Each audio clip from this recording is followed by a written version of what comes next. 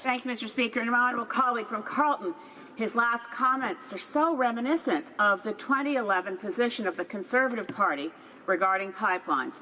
Members of this place may have forgotten, but in 2011, under former Prime Minister Stephen Harper, the Conservative Party opposed pipelines to British Columbia on the grounds that it would be wrong to export bitumen to countries whose refineries operated under environmental standards not as good as Canada's. That was in 2011. Things have changed and memories are short.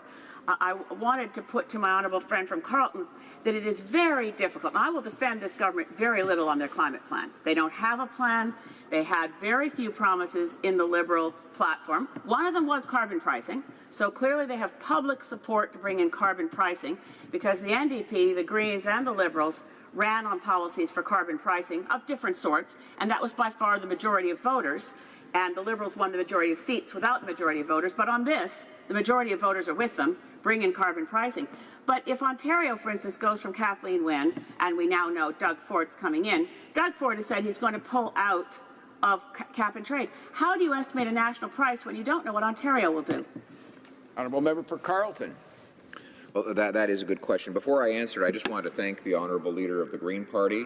She did vote in favour of my private member's bill last week, which would have allowed workers with disabilities to keep more of their wages than they lose to clawbacks and taxes. And I know that I'm not her favourite member of Parliament, so it mustn't have been easy for her to do that. But she did it on principle, and I thank her for that. So, and I thank her for a very thoughtful, typically thoughtful question on this particular issue.